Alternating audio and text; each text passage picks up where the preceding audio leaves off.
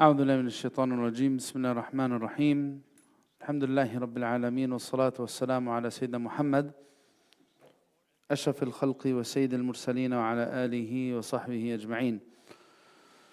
اللهم لا سهل إلا ما جعلته سهلا وأنت تجعل الحزن إذا شئت سهلا سهلا. رب اشرح لي صدري ويسر لي أمري واحلل عقدة من لساني يفقهوا قولي. اللهم أخرجنا من ظلمات الوهم إلى نور الفهم وأكرمنا بمعرفة العلم وزين أخلاقنا بالحلم يا أرحم الراحمين.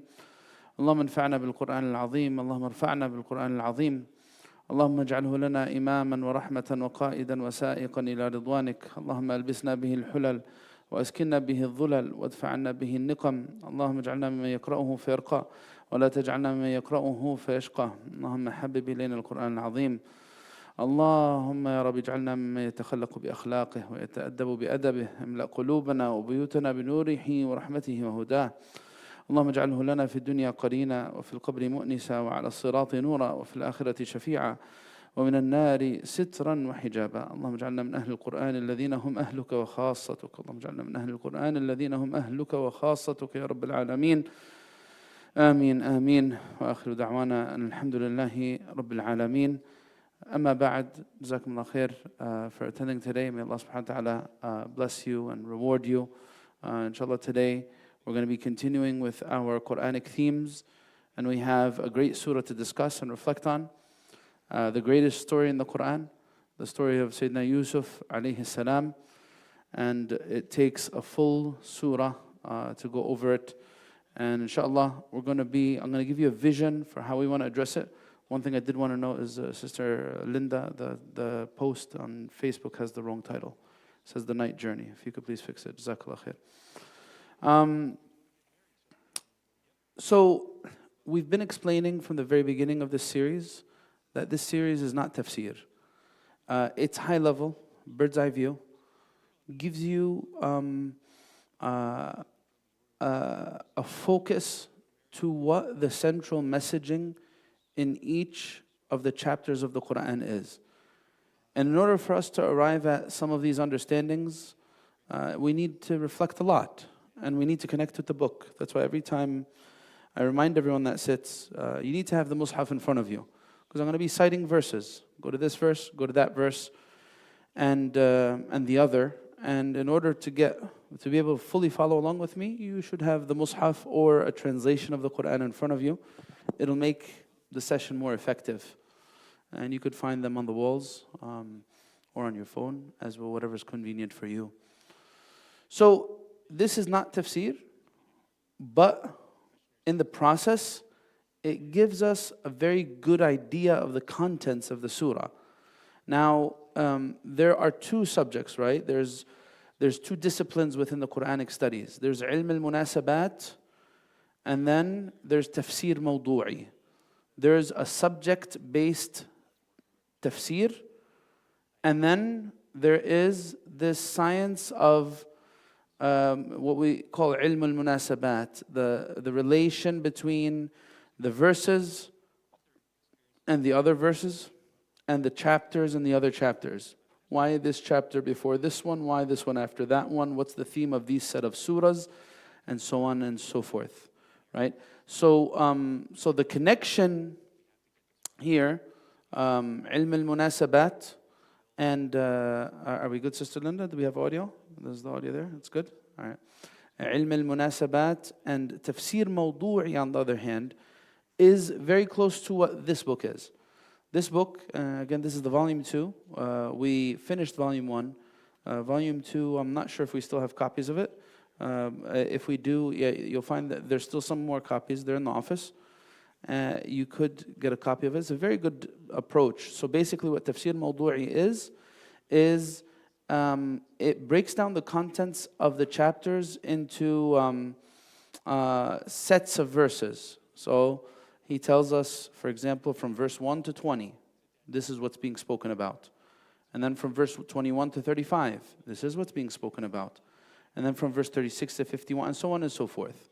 It's not your conventional approach to tafsir, which is a breakdown of words, and then the connection between the concepts within the verse. It's not that minute and that detailed.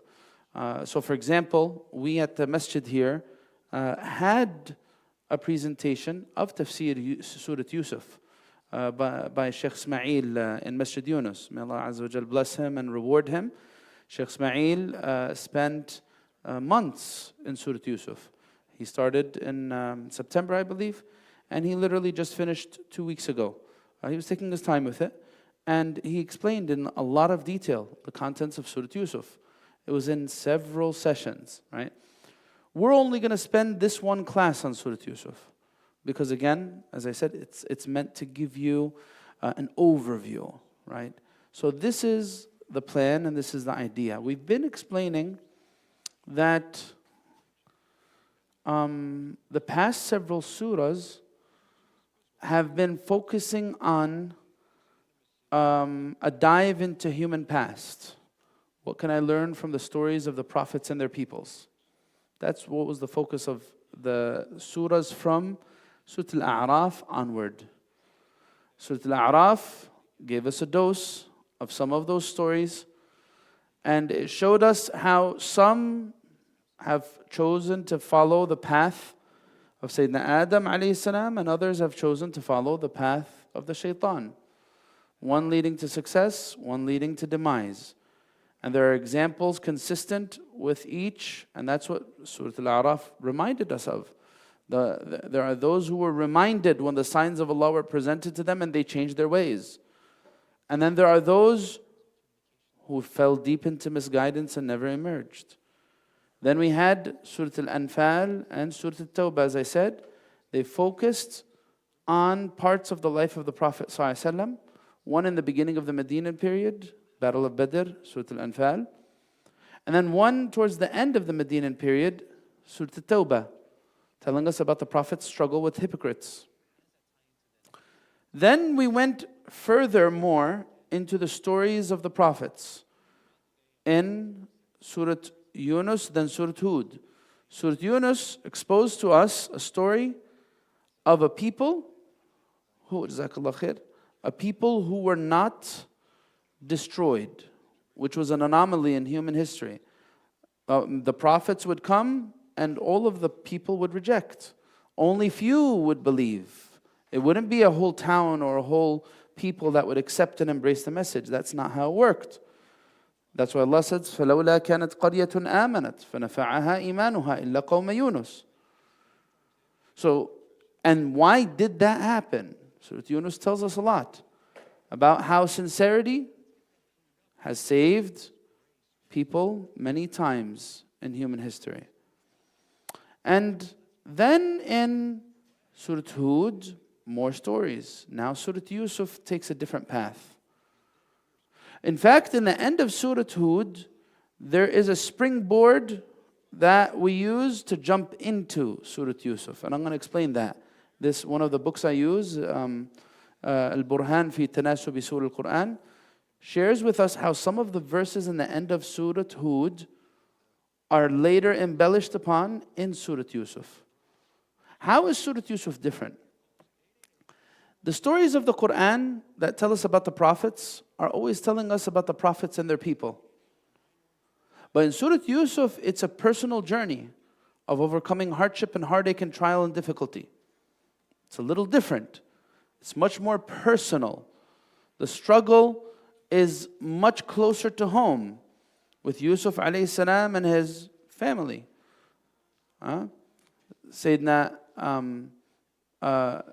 Yaqub having to deal with his children acting in a very unbecoming way towards their brother Yusuf, and then after him Binyamin, and him feeling the pain of that and overcoming the pain of that.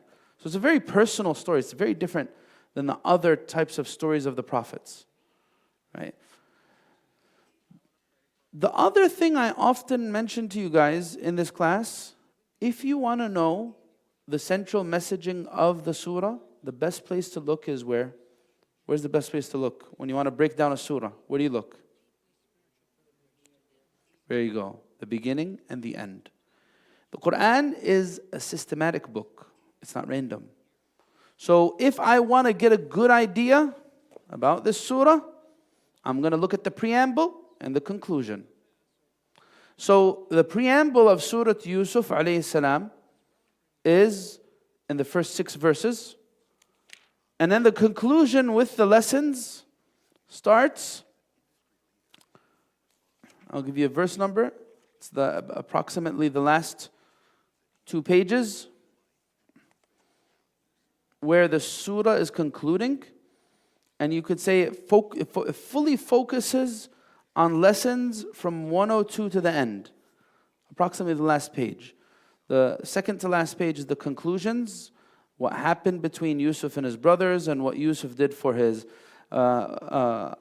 parents, and the prayer that he made in the very end of the story, very emotional prayer. رَبِّ قَدْ آتَيْتَنِي مِنَ الْمُلْكِ وَعَلَّمْتَنِي مِنْ تَأْوِيلِ الْأَحَادِيثِ فاطر السماوات والأرض أنت ولي في الدنيا والآخرة توفني مسلما والحقني بالصالحين. So the conclusion of the surah, where the lessons are magnified, you will find after that verse, 102 until the end. 102 until the end. What's special about this surah? This surah, is it Meccan or is it Medinan? Meccan, automatically. Say it. Why I say it so emphatically? It's a story. It's a story. And the stories of the prophets are all Meccan, right? Stories of the prophets, stories of the past, matters of the Day of Judgment, matters of character. It's all Meccan. So what? What's the big deal? It was revealed in Mecca. What did you just benefit there? There's a reason why this story was sent to the Prophet ﷺ in Mecca. There are parallels between Yusuf alayhi salam's struggle and the Prophet ﷺ's struggle. And in fact, after that, every believer's struggle. Why do you think the struggle of Sayyidina Yusuf alayhi salam is very near and dear to the heart? Because what? It comes to a very intimate place in people's journeys in life. People have to deal with ups and downs. People have to deal with being antagonized by those closest to them. People have to deal with being wronged and oppressed, right? There's fluctuation in our lives all the time. So Surat Yusuf as a Meccan surah had profound messaging for Prophet Muhammad sallallahu alaihi wasallam. Hey, look, there's light at the end of the tunnel. Don't despair.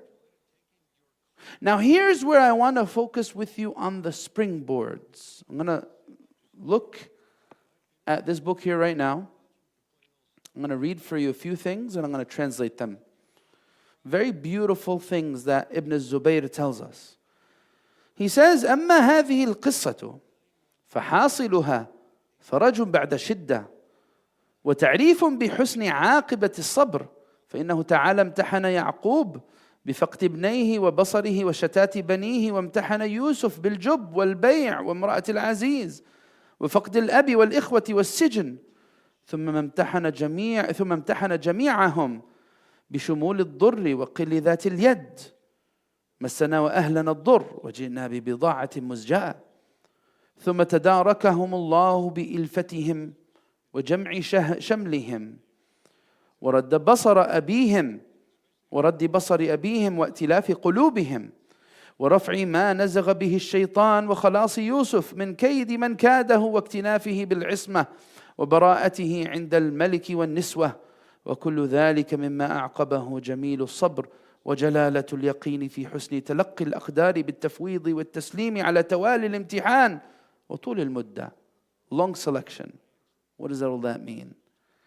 He says beautifully here, this surah, and by the way, there's a special word in this surah that's not anywhere else in the Quran. You need to write this word down. And I'm going to do that as I've done with every surah.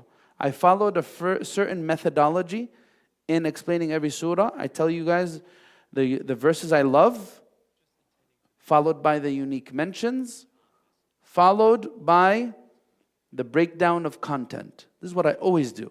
These 3 things. Now I just reverse the process a little bit. I'm so interested in the story, I went to number 3. I'll come back to number 2 and number 1. Right? What's the word? Who knows the word that's so unique in this surah that's not mentioned anywhere else?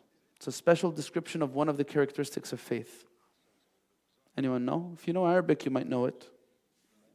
Huh? Not iman. Iman is mentioned everywhere. Something that is only mentioned in Surat Yusuf. No, yaqeen is mentioned many places.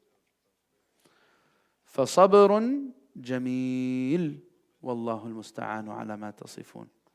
Right? فَصَبْرٌ جَمِيلٌ عَسَى اللَّهُ أَن يَأْتِيَنِي بِهِمْ جَمِيعًا. Sayyidina Yaqub alayhi salam describes this type of patience that's unique. He mentions it in verse 18. And he mentions it again towards the end of the surah in verse 83. Verse 18 and verse 83. What does Jameel mean? Jameel means beautiful. He says, then I will exude a beautiful patience. There's something about that. Yaqub alayhi salam, again, he had to deal with an immense trial. An immense, فَصَبْرٌ جَمِيلٌ. I'm not just going to be patient. Because sometimes when you're patient, your patience involves the suppression of a whole lot of emotions that are pent up inside. And it's like this exhausting thing. I'm pushing myself to be patient. I'm trying with every inkling in my being to contain myself and put myself together. Right? But Sayyidina Yaqub was not saying that. I'm not observing that type of patience. It's not that type of patience. I am observing a different type of patience, one that has full submission and surrender and contentment with Allah's decree. Sabrun jameel.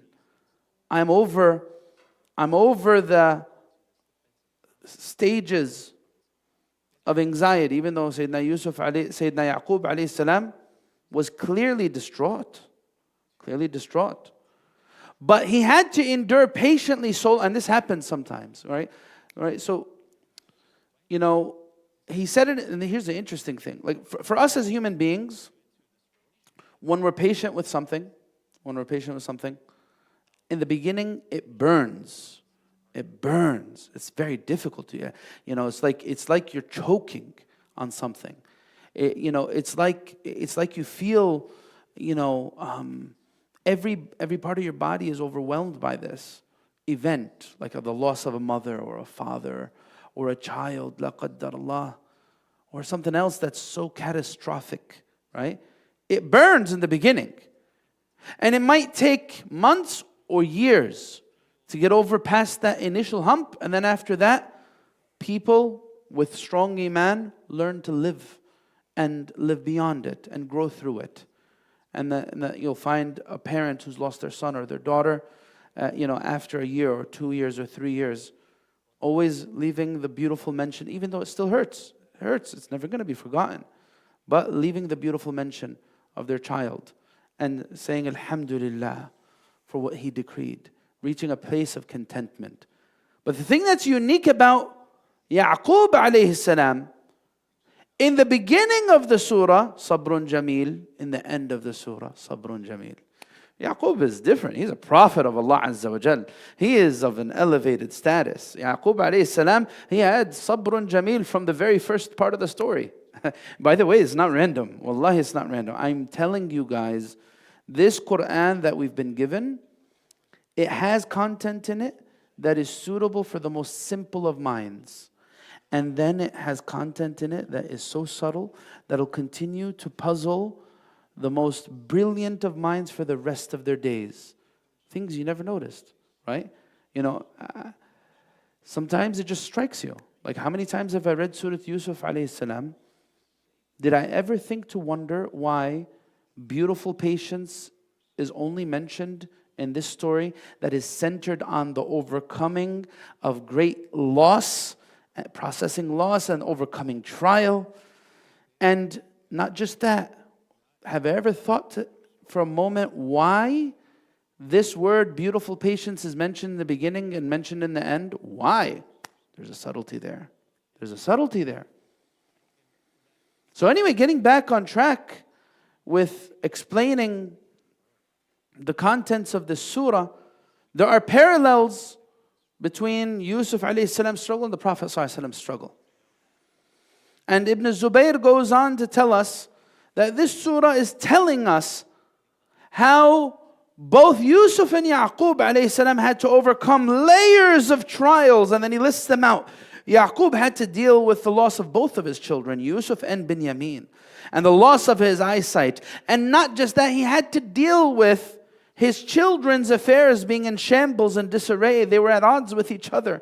That hurts the parents. That hurts the parents. Parents were in a situation where their children are at each other's necks, and and there's hatred there. That's something that hurts the parents, right?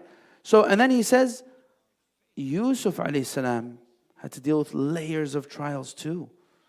Being thrown in the well, being sold as a slave, being subject to being seduced by the wife of Al-Aziz, loss of both of his parents and of his siblings, and being wrongfully imprisoned. And then he said, then they all had to deal with a sense of trial. The brothers too, right? When they went, in the end of the story, begging for support. مَسَّنَا وَأَهْلَنَا الضُّرُّ. Please, O Aziz, they didn't know it was Yusuf.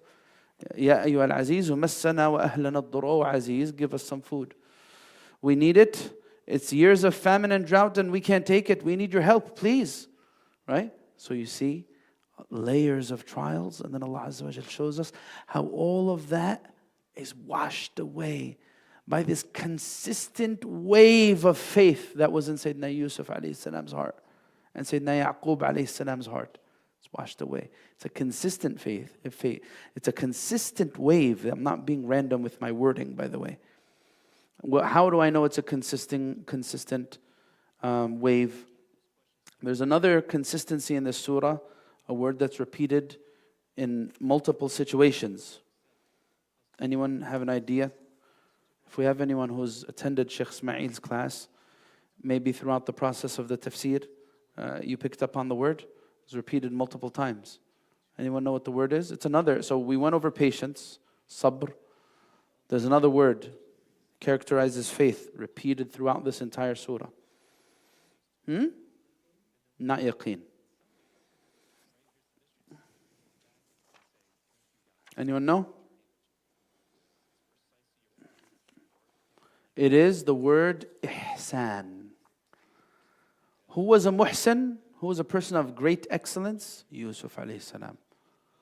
What's unique about it being mentioned in this surah? Come with me on a journey. Let's look through the surah. I'll tell you where it's mentioned. And you'll see how it's uniquely mentioned, strategically positioned in certain places. The first mention in this surah of it is verse 23.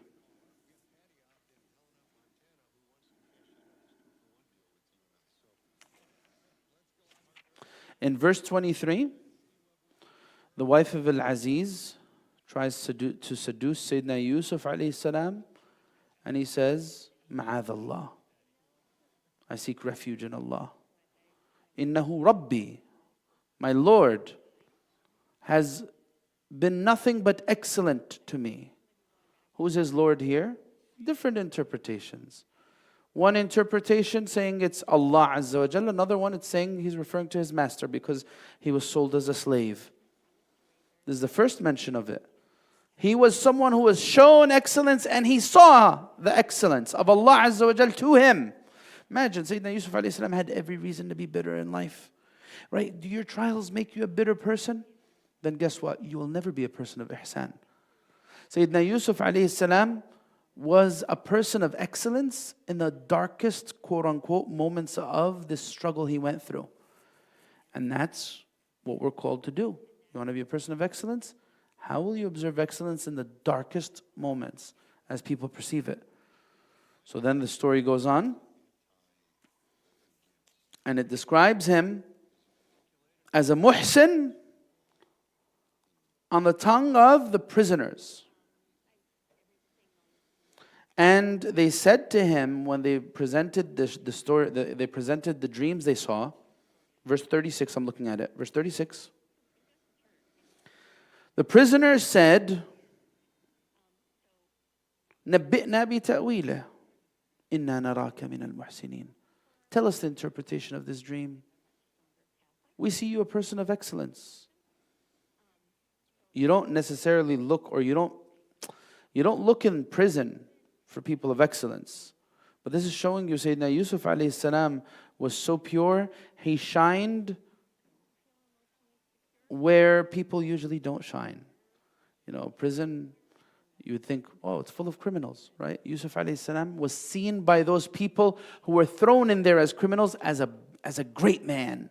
They saw him in the darkness of the prison as a great man. Story goes on. Who else saw Sayyidina Yusuf alayhi salam as a person of excellence? Allah Azza wa Jal described him as a person of excellence when he emerged from prison. When he was in prison, he was a person of excellence, and then when he emerged from prison, he was a person of excellence too. Look, verse 56. Allah Azza wa Jal gives us a principle of life. Allah says, نُصِيبُ بِرَحْمَتِنَا مَن نَشَاءُ وَلَا نُضِيعُ أَجْرَ الْمُحْسِنِينَ. We touch with our mercy whomever we decree. We give from our mercy whomever we decree. And we will not make the reward of the people of ihsan in vain. You do your part, it won't be lost by Allah Azza wa Jal. Who else described Sayyidina Yusuf alayhi salam as a person of ihsan? The brothers of Yusuf. Verse 78. Look. قالوا. This is before they knew he was Yusuf. They didn't know he was Yusuf. They said, يا أيها العزيز مسنا وأهلنا يا أيها العزيز إن له أبا شيخا كبيرا فخذ أحدنا مكانه إنا نراك من المحسنين. They said, oh أيها العزيز, we see you, our father is an old man. Take someone else instead of Binyamin. Don't take Binyamin. Because the story as it goes is Sayyidina Yusuf alayhi salam plotted to keep Binyamin there so that ultimately it would lead to them coming back and them, the story coming full circle with them finding out how wrongful they were. So they said, please take someone else. We see you as a person of excellence. Inna naraka min al-muhsinin, have mercy on us. His oppressors are asking him for mercy. Then, again, they said he's a person of ihsan. Verse 90, another principle in this surah.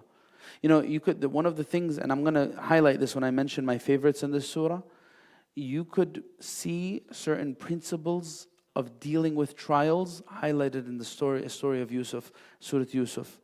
He says, إِنَّهُ مَن يَتَّقِي وَيَصْبِرْ. Whoever has taqwa and sabr, Allah will not, فَإِنَّ اللَّهَ لَا يُضِيعُ أَجْرَ الْمُحْسِنِينَ. Allah Azza wa Jal will not make the people of ihsan efforts in vain. Again, he's repeating this again. Now, if you think carefully, him coming out of prison or him being in prison versus him being the minister of treasury. And in these varying situations, right, again, I'm going to step back. Slave, prisoner. Freed prisoner. Head of the Ministry of Treasury. Muhsin, muhsin, muhsin, muhsin. What's so special about this description as it's strategically positioned in these situations that I just mentioned? What's so special about it? What's so special about it?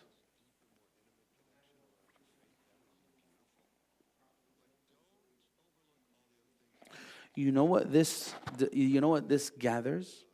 Yes, you're right. You know what? There's two halves of faith. What are the two halves of faith, guys? Al-imanu nisfan.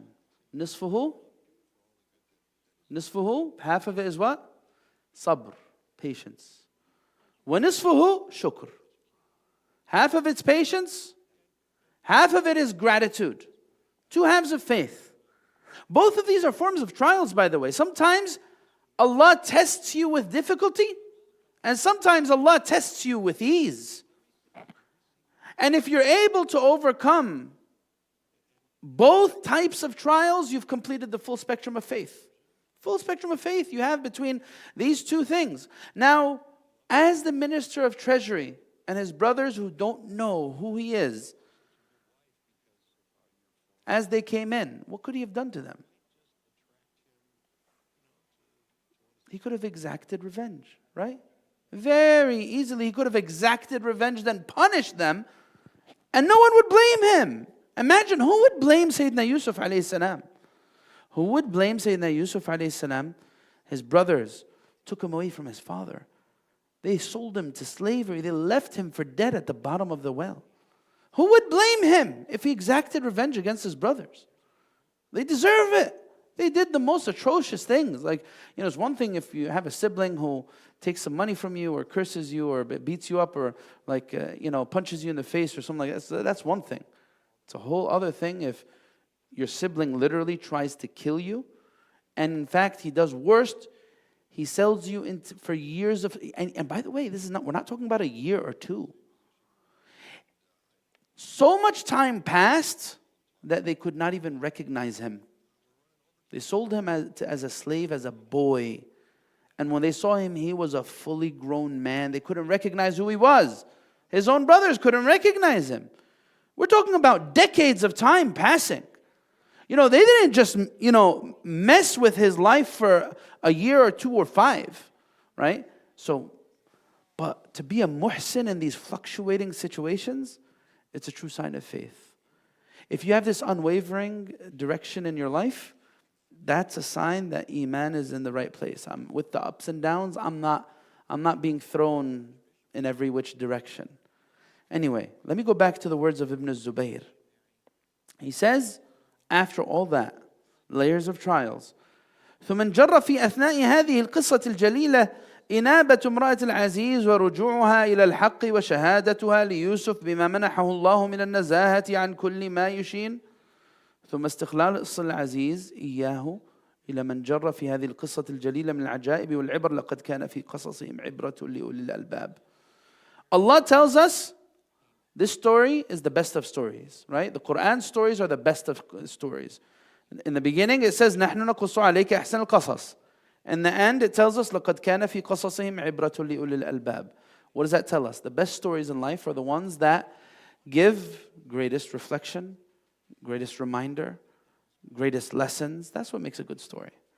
And that's why the Quran stories are the best of stories, because they're very practical, relevant, and they make priorities, principles front and center. What's the name of Imra'at al-Aziz? What is it? Where'd you get it from? A book of tafsir or somewhere. Not from the Quran. All right. What's the name of al-Aziz?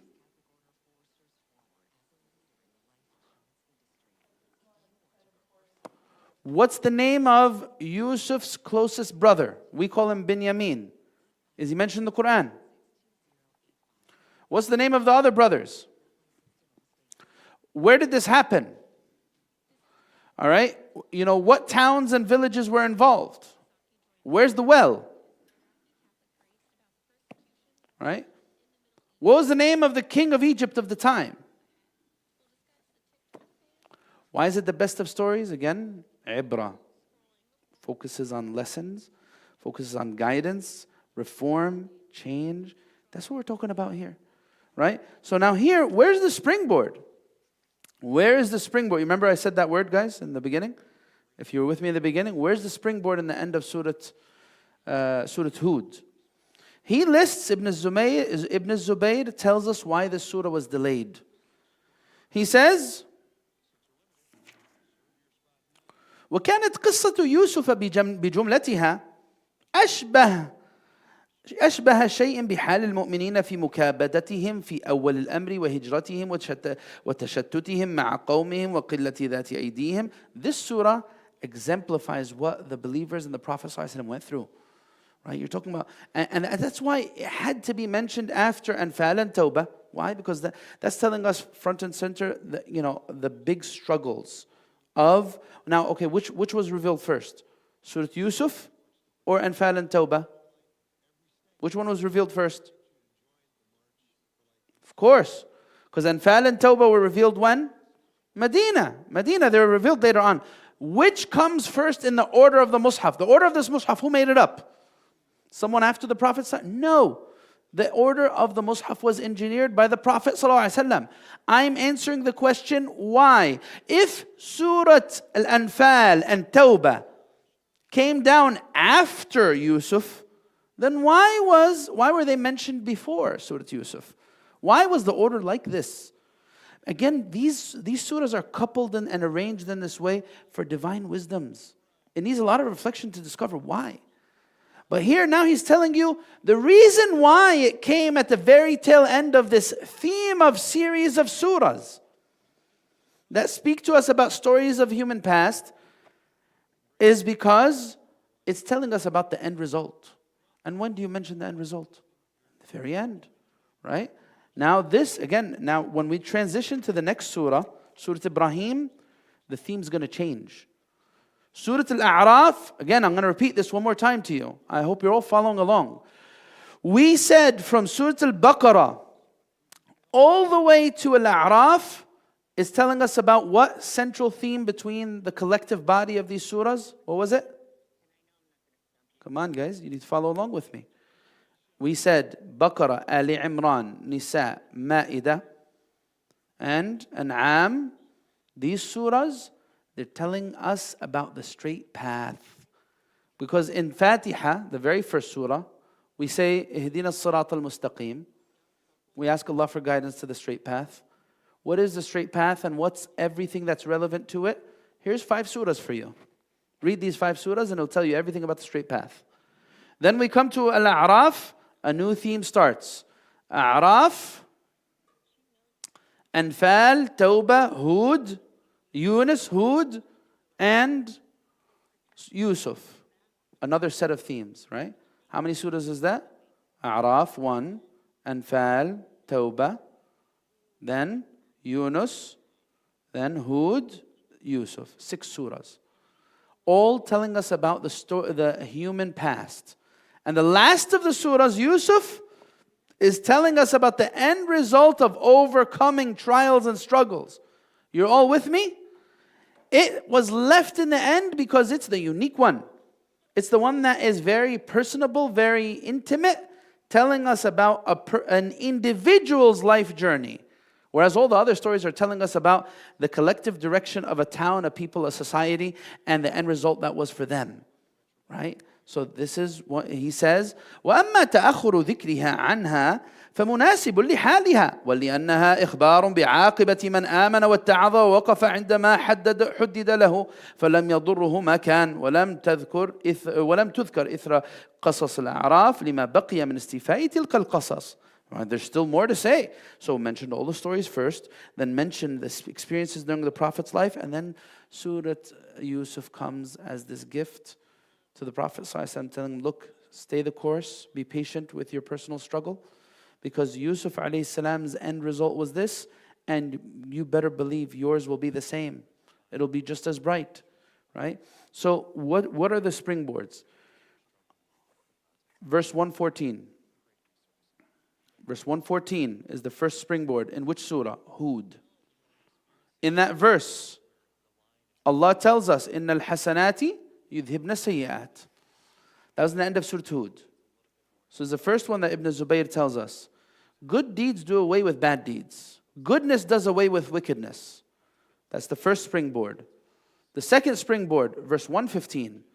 وَاصْبِرْ فَإِنَّ اللَّهَ لَا يُضِيعُ أَجْرَ الْمُحْسِنِينَ. You guys are look with me at this, just so you see it with your eyes. Again, verse 113 is the first springboard in the end of Surah Hud, the previous surah. He says in that,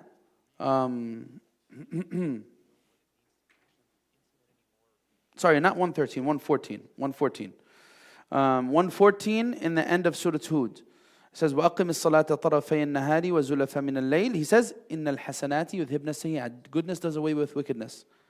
And then in 115, he says, be patient, for Allah does not make the reward of people of excellence in vain. Who are the people of ihsan? Who are the people of ihsan? Now you have a different definition. You know, what is ihsan? We translated ihsan as excellence. For Yusuf alayhi salam's situation, we translated ihsan as what? Not fluctuating with the fluctuation of circumstance. Remaining consistent, staying the course. It's the hallmark of sincerity. It's the hallmark of, you will not stay unfazed, or not unfazed. You will not remain unchanged with the change of circumstance unless you're a person of sincerity. That's what makes you, you're going to change in positive ways, inshallah. But will you fluctuate in a negative sense if you're a person of sincerity? If there's a minor fluctuation, you'll always come back, just like a rubber band, right? You pull the rubber band, it comes back to where it was. You pull the rubber, it's not gonna change you. When you get money, does that change you? Yeah, for most people it does. But that means you failed the trial. When you get ease, does it change you? Yeah, for most people it does. But that means you failed the trial. When you experience trauma and catastrophic events, does it change you? For most people it does. But that means what? What does that mean? That means there's a problem with the sincerity. If I am changing for the worst through the events that Allah puts in my life, that means there's something wrong with the way I'm living my life.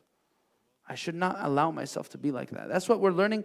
This is a new definition of ihsan, right? So anyway, the second springboard is be patient.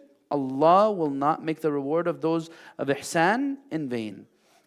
And then the next springboard, verse 118, in that same surah. It says, verse 118, it says, وَلَوْ شَاءَ رَبُّكَ لَجَعَلَ النَّاسَ أُمَّةً وَاحِدَةً. He says until the end, if Allah wanted, He would have made everybody all the same. But guess what? They're not all the same. Sayyidina Yusuf alayhi salam was a person of excellence through and through. Imra'at al-Aziz, she was a person who committed wrongdoing and then fell into regret. The brothers of Yusuf, they committed wrongdoing and they fell into regret. And they felt it in the end of the story. They felt bad. They repented. They were repentant for what they did. Not everyone's going to have the same direction in life. Not everyone's going to remain on the course from point A to point B. Some people are going to fall down. And when they fall down, they're going to wake up, then they'll get back up. Right? So he says, وَلَوْ شَاءَ رَبُّكَ لَجَعَلَ النَّاسَ أُمَّةً وَاحِدَةً وَلَا يَزَالُونَ مُخْتَلِفِينَ. People will always look at things differently. People will always have different life experiences. So that's the next springboard. And how is it a springboard? Well, that's what we're going to answer right now. The next verse that he shares, وَقُلْ لِلَّذِينَ لَا يُؤْمِنُونَ اعْمَلُوا عَلَى مَكَانَتِكُمْ إِنَّا عَامِلُونَ وَانْتَظِرُوا إِنَّا مُنْتَظِرُونَ. Right? وَكُلًّا نَقُصُّ عَلَيْكَ مِنْ أَنْبَاءِ الرُّسُلِ مَا نُثَبِّتُ بِهِ فُؤَادَكَ. So verse 120 and 121. We tell you about the stories of the prophets so that your heart may become firm. And then it says, tell those who don't believe, do whatever you're going to do. We are also doing. And this is something that we see in Surat Yusuf very clearly. Allah planned, the brothers of Yusuf planned. Whose plan outdid the other? Allah's plan. And that's one of the things that's unique in this surah. This is actually one of two places in the entire Quran that's mentioned. In verse 21 of Surat Yusuf, Allah says, وَاللَّهُ غَالِبٌ عَلَى أَمْرِهِ وَلَكِنَّ أَكْثَرَ النَّاسِ لَا يَعْلَمُونَ. And Allah is dominant over His affair, over His command. But most people don't know. Most people don't know. How are these springboards? He clarifies to us the following. He says, you see in the regret of the brothers of Yusuf and their recognition of their mistake, and in the regret of the Imra'at al-Aziz, you see all of this. Allah subhanahu wa ta'ala says, كُلُّ هَذَا مِن بَابِ إِذْهَابِ الْحَسَنَةِ السَّيِّئَةِ. Now, Allah gives us tons of examples of how goodness does away with wickedness. In this story of overcoming trial, right? So that's one springboard. In this surah, Allah gives us practical explanation in Surat Yusuf for this principle. And that's what we find a lot with the stories of the Quran. Allah doesn't leave it to our minds to figure out, what does that look like? All right, good deeds do away with bad deeds. What does that practically look like? Okay, I just committed a sin, maybe I should go give a charity or go read some Quran. Good, yeah, do that please. But you want to know how it plays out in people's life experiences? This is how it plays out. These brothers felt jealous. They acted upon their jealousy. They actually did one of the worst things that they could possibly do to their brother. And they lived with that lie a lifetime. It's not like a day or two and then they repented. They lived with the lie. They could have at any point come clean and told their father, "Oh, our father, we threw Yusuf in the well. Please forgive us." But they didn't want that. They wanted it to be forgotten. That's why the story happened the way it happened, because they weren't regretting it after a year or 2 or 3 of Yusuf being gone. So, how does it practically play out? Allah shows us how life circumstances humbled these wrongdoers. You see that? Again, I'm telling you, it's beautiful. All right, yeah, do good deeds after you did a bad deed. But you want to see how it practically plays out? Look, Allah Azza wa Jal humbled these wrongdoers through life circumstance. They had to go beg the one they oppressed to be merciful with them. They didn't know who he was. They had to be subject to the constant reminders by their father of what they did, to the extent that they got so annoyed and they wanted their father's attention, and instead of getting that, they said, "Tallahi tafta'u tadhkuru Yusuf." You're always going to talk about Yusuf. And hatta takuna haradan aw takuna, I mean, when is this going to stop? They did all they did, and they weren't even happy in the end. Until it reached a boiling point, and they realized, okay, I've been, in actuality, who went through hell? I want to ask you the question like that. If you're a person of materialism, who was the one who went through hell in the story of Yusuf, quote unquote? Huh? Materialism. Don't tell me spiritual answers. Every materialist who doesn't believe in God, they would say, these brothers never should be forgiven. Right? These brothers should be burned to death. They put their brother through hell. Look what they did to him. They sold him into slavery. They did all this, right? But in actuality, Allah's telling us, who's the one in hell? The brothers are the ones in hell. They had, now Yusuf, he was unfazed. He was a muhsin all this time. Put him in prison, sell him as a slave, try to seduce him, try to do this, and even let him come face to face with his wrongdoers, the ones who oppressed him. He did not have the urge. Again, some people, most of us would fall into this. If we were put in the room with someone who really hurt us, and this person was completely defenseless, and we were given free rein to do whatever we want to this person. Imagine, I'm not going to mention a name, imagine the most despicable human being you could ever think of. The person that you hate most, that either hurt you or hurt a lot of people. Imagine if you were alone with them in a room and you were allowed to inflict pain on them as you see fit. I'm not talking about someone who just cursed at you or hurt your feelings. I'm talking about someone who, let's take it away from modern events. Let's go to Fir'aun. Imagine if you were alone with Fir'aun, this person who claimed to be a god, and who did all he did to the innocent from Bani Israel and to Musa alayhi salam, and you were allowed, hey, go ahead, do whatever you want with Fir'aun. No one's going to stop you. Go ahead, do it. Again, most people would not be very tame and merciful in that type of situation. Who was the one actually being tortured and tormented? These brothers. And how do you see it in this? I'm sorry, sometimes I say verses without telling you where to look. I want you to see the emotional frustration in the words of the brothers.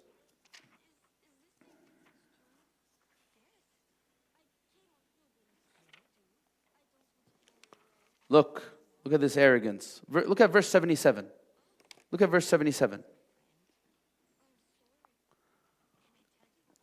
Yusuf, who was the finance minister at the time, said that Binyamin needs to be detained because he stole. And he knew that Binyamin didn't steal. It was a plot, it was part of the plot, right? So then the brothers, what did they say? يَسْرِقْ فَقَدْ سَرَقَ أَخٌ لَهُ مِنْ قَبْلِ. If he stole, Binyamin stole, his brother before him stole too. Right? There's a lot of details, like what's special about Binyamin and Yusuf. Were they from the same mother as the other brothers, or were they from a different mother? And all kinds of details I'm not going to get into. But anyway, Binyamin and Yusuf were close to each other, and they were both near and dear to their father. Right? So, instead of feeling bad, they said, if he stole, that's because his brother before him is just as deplorable as him. He must have stole too, right? Still, their brother that was long lost, and they don't even know anything about him. They're still talking bad about him. What is this arrogance? Then, you want to see their emotional frustration? So they said, in the next verse, 85. 85, look at it. If you need to read the translation, read it. They said, قالوا تالله تفتأ تذكر يوسف حتى تكون حرضا أو تكون من الهالكين. They're so frustrated. It is just, hurting them to their core. The whole point of the plan to get rid of Yusuf was for them to get more attention from their father, and for them to be freed of Yusuf's excellence. Some people are like that. They're lowly like that. They don't want someone to succeed because that makes them feel like failures. So let's remove the person who succeeded, so we won't feel like failures anymore. They had this inferiority complex to Sayyidina Yusuf alayhi salam. So they said, you're going to keep mentioning Yusuf? So in fact, the one who was tortured more were the brothers. That's if you look at it through a spiritual lens. And that's what I believe is happening right now in Gaza. I'll say this. That's what I believe is happening in Gaza. Who's the one who was tortured for the past 15 months? I can only imagine what's going through this despicable human being's mind named Netanyahu, him and his government right now. They are probably eating themselves to their core. How all of their plotting, all of their money, all of their misinformation, everything that they've laid out blew up in their face, and now they don't know what to do. They're trying anyway to just, figure out some type of win or solution. Right? I think the one who's been tortured more in the past 15 months are the people who are torturing our brothers and sisters in Gaza. That's what I believe. Just as I believe from the time of the companions, the one who was being tortured more, not Bilal, the ones torturing Bilal, Umayyah, right? Abu Jahl, these are the despicable leaders of kufr. They were the ones who were being tormented. When Sayyidina Bilal was saying, Ahadun Ahad, it was bothering Umayyah to his core. He got so why? Because no matter what I do, Ahadun Ahad is beating me. I put this guy on the floor, I tied him up, I put a boulder on his chest, I'm torturing him, I'm spitting at his face, and he's telling me, Allah is one, Allah is one. What is this? Who is this human being? Right? Ya Allah, subhanallah. It's the way people calculate things. Sometimes you'll find, and this is something to think about. I don't want to take too long with this point, but this is something to think about with your trials in your life. It's a matter of perspective. Some people might find that the sweetest days of their life were the most difficult ones, right? And you might not feel it until you're out of it. When you're out of those difficult times, you're like, Ya Allah, I remember those very difficult times when I was struggling with this vice and this addiction, and I was making so much dua in my sujood with khushu', or I was dealing with this problem, and I felt all doors were closed, and I was crying so emphatically, so purely. I felt like I was clean. I felt like Allah was answering my prayers. Right? Happens. Right? Happens. Very strange. Very unique. Sometimes the most coveted moments in your life are the ones that were most difficult. Right? It's من عجائب البلاء. It's one of the unique matters and trials. So anyway, The springboards. When He tells us in Surah Hud, be patient, Allah is not going to do away with the reward of the people of ihsan. What does that mean? What does that mean? You want the answer? Read Surah Yusuf. So these are all springboards. Again, like I said, you see, the first one I said is, إِنَّ الْحَسَنَاتِ يُذْهِبْنَ السَّيِّئَاتِ. Good deeds do away with bad deeds. You can have this generic response. Oh yeah, give, if you commit a sin, give a charity or pray 2 rak'ahs, right? Or you can have this enriched response with life experience. No, I know what it means. For good deeds to extinguish the effects of bad deeds, I lived through it. I saw how, Islam purified me from all of the major sins that I was deeply, stuck in for a period of my time. Right? Same thing with the second verse. What does it mean to be a person of ihsan? Without life experience, you know what I'm going to tell you? I'm going to tell you, it means fast every other day, complete the Quran every month, attend every salah in the masjid. I'm going to give you a generic response. What does it mean to be a person of ihsan? It means when someone cuts you off, you reach out to them. When someone oppresses you, you don't allow that oppression to change you. It means that when you lose that which you love, you don't fall into despair. That's what it means to be a person. That's a practical response coming from life experience. That's what it means to be a muhsin. What it means to be a muhsin? Whenever you fall, you come back up. Muhsin. It's a sign that you're a sincere person, right? And that's what Sayyidina Yusuf alayhi salam was. Again, these are springboards. There's other springboards. He tells us, the next one he tells us after that is about how the Prophet was told in the end of Surah Hud, we're telling you these stories to make your heart firm. Okay, then what?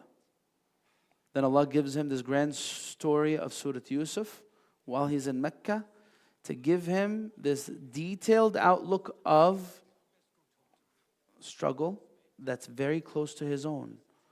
Again, because Sayyidina Yusuf alayhi salam and the Prophet sallallahu alayhi wasallam, again, there's a lot of things in common between them. They both received a lot of love. Before prophethood, what was the Prophet sallallahu alayhi wasallam? He was as-Sadiq al-Amin. Right? When Sayyidina Yusuf alayhi salam was a boy, he was the near and dear of his father. And he saw the dream and he shared it with his father. They were both suddenly thrown out by their people. Sayyidina Muhammad sallallahu alaihi wasallam was kicked out by the people of Mecca. Yusuf was thrown in the well by his brothers. They both had to deal with those closest to them antagonizing them. The Prophet had to deal with Abu Lahab. Yusuf alayhi salam had to deal with his brothers. Sayyidina Yusuf alayhi salam was thrown into prison. The Prophet was restricted by the ban, in Shi'b Abi Talib for 3 years, the general ban, where the Prophet, the companions, Banu Hashim, Banu Muttalib, we recently reflected on it, were cut off from the rest of society and left to starve. No one would deal with them. They were restricted to this area called Shi'b Abi Talib. Both would one day return to their people and show mercy. Yusuf alayhi salam, what did he say to his brothers in the end of the story? لا تثريب عليكم اليوم. I forgive you today. What did the Prophet ﷺ say? And Fath Makkah. لا تثريب عليكم اليوم. Both forgave their wrongdoers. Right? So you see there's a lot of parallels between these two stories and the reactions of both of them in these different circumstances. Now, when they break down the story of Yusuf alayhi salam, they break it down into 4 stages. You have his childhood, and he mentions this in this book, the very beginning of this book. He said you have his childhood, then you have the youth. So his childhood was before he was thrown into the well. Then, that's in the very first few verses of the surah. Then you have his youth from being thrown into the well all the way until he was thrown into prison. Then the third one is you have wrongful imprisonment. And then the fourth stage is you have at-tamkinu fil ard, being established in the land. These are the four stages of this story. Now the unique mentions and the dear verses, that's what remains for me to explain. The central theme, and we already explained the central theme is very clear. Very clear. Allah Azza wa Jal, He tells us through the story of Yusuf alayhi salam, the realities of trial and how to overcome trial, and the features of believers that shine in the most difficult moments. Ihsan, sabr, taqwa, and so on and so forth. Right? Now, what are the unique mentions in this surah? As I told you, in this surah, there's a word that's not mentioned anywhere else in the Quran. It's mentioned here twice, by Yaqub. What is it? Sabrun Jameel, a beautiful patience. What else is unique in this surah? It is, one of two mentions is in this surah. Allah says, Wallahu ghalibun ala amrih, verse 21. Unique mention in this surah. And Allah is dominant over His affairs. But most people don't know. What else is unique in this surah? The strategic positioning. So this is the third thing. If you're following along with me, or if you're following along and you're writing, what was number one again? Huh? Sabrun Jameel. What was number two? Huh? No. The verse 21 is number two. Allah is dominant over His affair. The unique mention in the surah. The third one, the strategic positioning of the word ihsan. That was the third one that I mentioned to you. The fourth thing that is unique in this surah is the description of ikhlas for Yusuf alayhi salam. Coming as explaining to us, well, all right, how was he so consistent? What makes people consistent in their life circumstances? Here you go. It's mentioned in this surah on verse.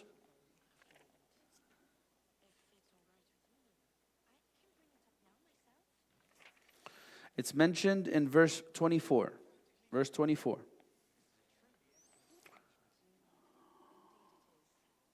إِنَّهُ مِنْ عِبَادِنَا الْمُخْلَصِينَ. And there's another qira'ah that says مُخْلِصِينَ. Mukhlasin is unique because Allah, it's past participle. That's what it means. Verse 24, He is of Allah's chosen servants, sincere servants. Allah purified him. Allah purified him. Right? So this is a unique explanation. Again, so it tells us, Surat Yusuf tells us, why was Yusuf so consistent? Because he was of Allah's sincere servants, and that's what protected him from the effects of being seduced by Imra'atul Aziz. And it's also what freed him from prison. And it's also what contained him when he came face to face with his brothers later on. Now, what else is unique as a mention in this surah? What else is unique? This is a surah, this is where we see, who do we see dreams for in the Quran? Right? Which two stories do we have? So we have story of Yusuf. The template for it is a dream, right?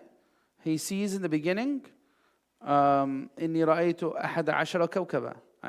I saw celestial bodies, and I saw the sun and the moon prostrating to me. That's what I saw in a dream. And the whole story concludes with the interpretation of this dream. Where else do you see a dream in the Quran? Not as detailed as this one. It's not as detailed. This is the most detailed explanation that we have of a story that revolves around a dream. So the unique mention here, is it is the only story in the Quran that revolves around a dream.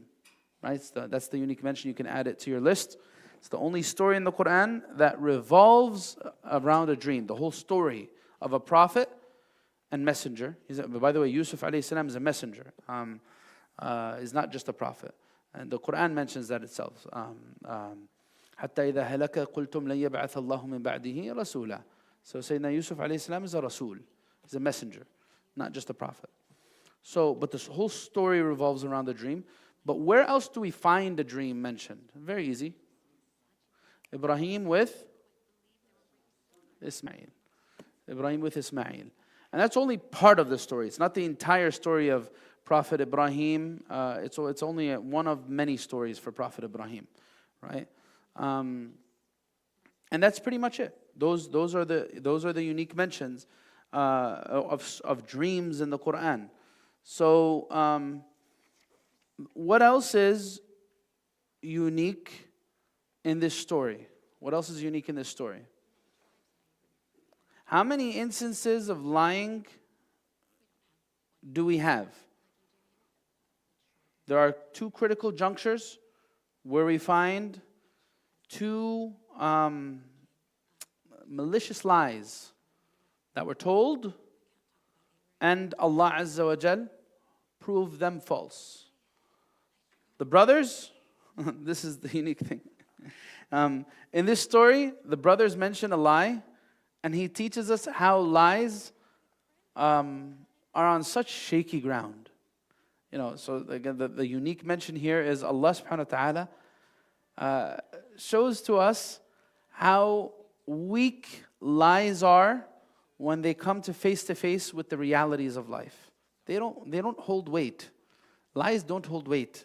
They're quickly in need of another lie and another lie after that, right? So there's actually 3 lies, not 2. The first one, I want you to look at the verse. Verse 18, 17 and 18. They said to their father, Ya Abana, إنا ذهبنا نستبق وتركنا يوسف عند متاعنا فأكله الذئب وما أنت بمؤمن لنا ولو كنا صادقين. These fools, look how they worded it. They said to their father, O our father, we were racing and we left Yusuf by our clothes, by our possessions, and the wolf came and ate him. And they didn't just stop there. The fools sold themselves out. وَمَا أَنْتَ بِمُؤْمِنٍ لَنَا. You won't trust us, even if we were truthful. Not exactly the statements of a truthful person. You won't trust us, right? Why? What do they say that? The first person to disbelieve a lie is the liar himself. The first person, it's like he feels it. Like, sometimes the liar, people don't even know it's a lie yet. But the liar becomes extra attentive to how everyone's looking and reacting to things, and he starts seeing things that aren't really there. Because he knows he's a liar. Of course he's going to overreact. Of course he's going to respond and try to explain and, come up with this whole storyline. And he knows he's a liar, right? The liar sells himself out. That's what we learn from life. The liar will sell himself out sooner or later. He will fall in his lie. So this is the first lie. They said, and then وَجَاءُوا عَلَى قَمِيصِهِ بِدَمٍ كَذِبٍ. Allah Azza wa Jalla tells us the blood itself spoke to their lie. Right? They couldn't even fabricate evidence. They weren't good at fabricating evidence. Right?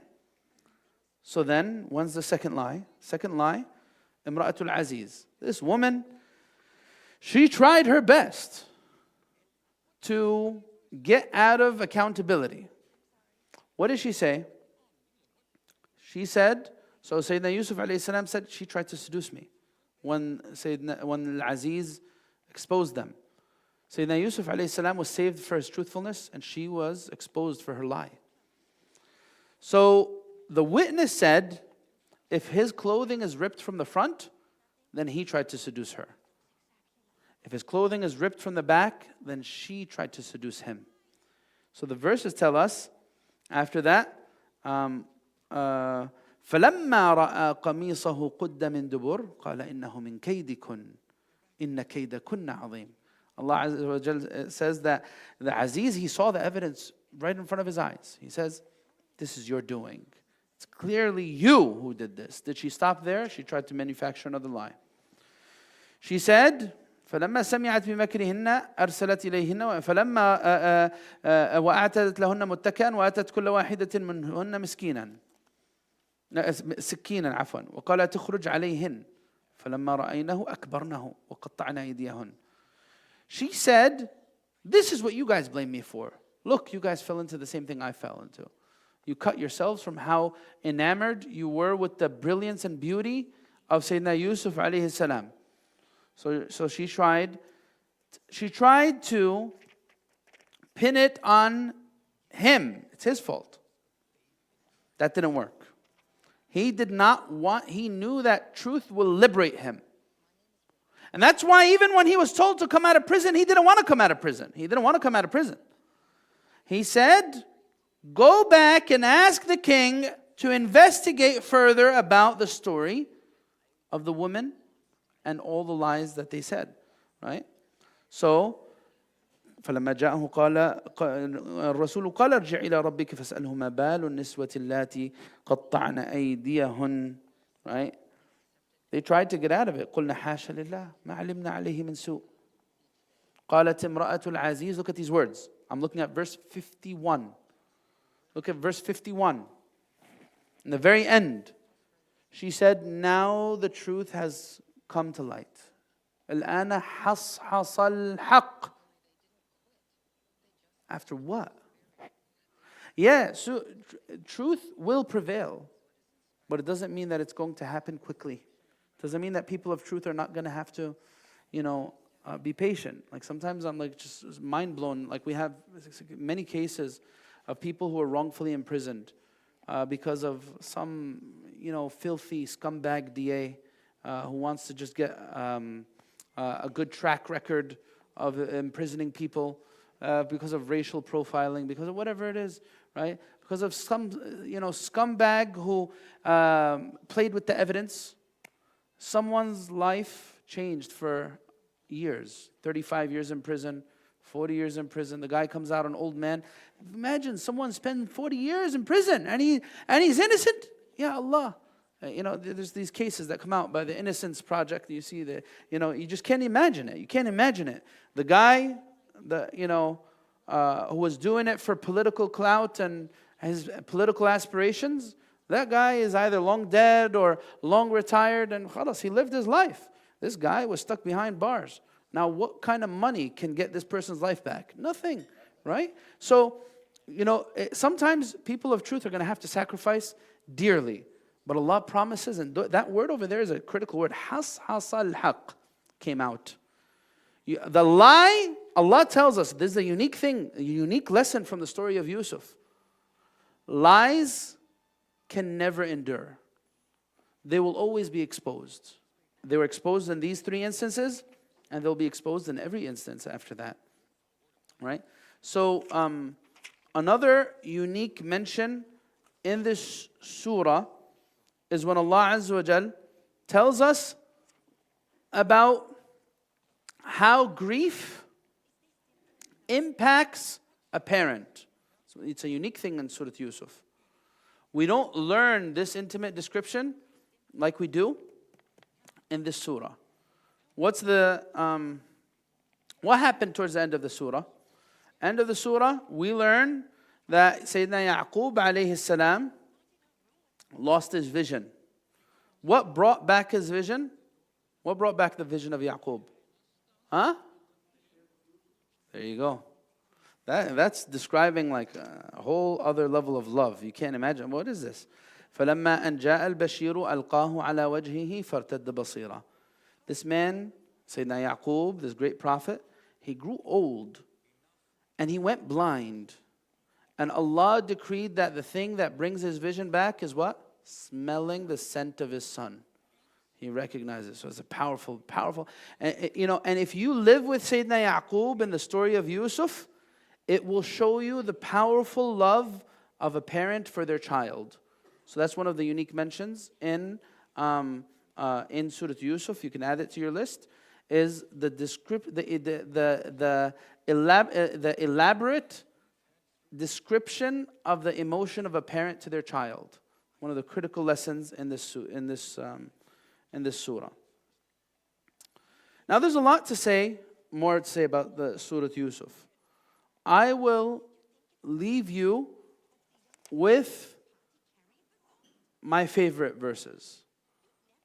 My most favorite verse in this entire surah is verse 100 followed by 101. I love these two verses. After Sayyidina Yusuf alayhi salam's family came to Egypt, and he lifted and raised his parents up, and then he calls out to his father with endearing words, Ya abati, وقال ya abati, هذا تأويل رؤياي من قبل. He says, قد جعلها ربي حقا. Right, now you see when things come full circle, what does he say? He says, Allah has made my dream true. And then he says, look at this, he was a muhsin because he saw Allah's ihsan. And he never lost sight of that. Again, we find this word, وَقَدْ أَحْسَنَ بِي. In the beginning of the story, إِنَّهُ رَبِّي أَحْسَنَ مَثْوَاي. My Lord, that was excellent to me. In the end of the surah, he says, Allah was excellent to me when He caused me to emerge from prison.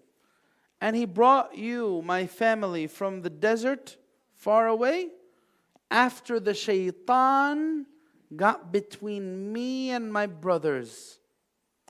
Inna Rabbi latiful lima yasha. My Lord is subtle for all that He decrees. Innahu huwal alimul hakim. He is the knowing, He is the wise. Why is this verse so powerful? It's multiple levels. One powerful thing in this verse is the one saying it. We're talking about the one who went through a lot of difficulty. Yet, he had this very enriched outlook on life. Right? And not just that. Look at how refined his outlook was. He said, instead of complaining that, oh Allah, why did Allah do this to me? I was thrown in years for prison. I was forgotten about. I'll never trust human beings ever again. No one knows what I've been through. You see that person, by the way, these words resemble the way a lot of people react to their trials. No one knows what I've been, and so on and so on. What is that? Well, Sayyidina Yusuf alayhi salam said, no, Allah was excellent to me when He caused me to emerge from prison. And then He brought you guys, right? Who would want to see his brothers after they did what they did? You know what? I'm going to say this to every person. I get a lot of questions throughout the years. Is it okay for me to cut off my father or my mother under said circumstance? My brother, my sister has done this to me, and I can't imagine ever having a relationship with them. Is it okay for me to remove them from my life? People think like this a lot. People think, at what point can I cut my family out of my life? So a lot of people think like this, right? They say this, right? My response to all this, Yusuf alayhi salam. Don't tell me what your parents did to you or your siblings did to you. Yusuf alayhi salam is thanking Allah for seeing his brothers and his family after what? After the shaitan got between him and his brothers. That's what he did. This is from min tamami ihsanihi. Yusuf alayhi salam, instead of complaining about his brothers and speaking down about his brothers and trying to hurt his brothers, he said the shaitan got between us. And then he said, Inna Rabbi la, and then he makes this beautiful dua. And so I'm going to conclude with, so these are my two favorites. I'm only going to mention two. There's a lot of favorites in this surah. And again, this is just a drop from an ocean. A drop from an ocean. Again, it was explained in months prior by Shaykh Ismail, and you could go back to listen to those recordings. May Allah bless him and reward him. But again, like the last verse here that I'm going to share with you guys is this dua. This is Sayyidina Yusuf alayhi salam's dua. The most profound dua is the dua of the person who went through trials. And you're going to see it.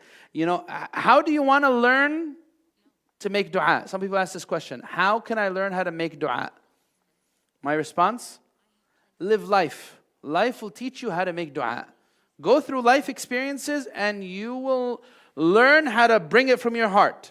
Certain situations are going to make your heart speak, not your tongue. Your heart's going to talk, not your tongue.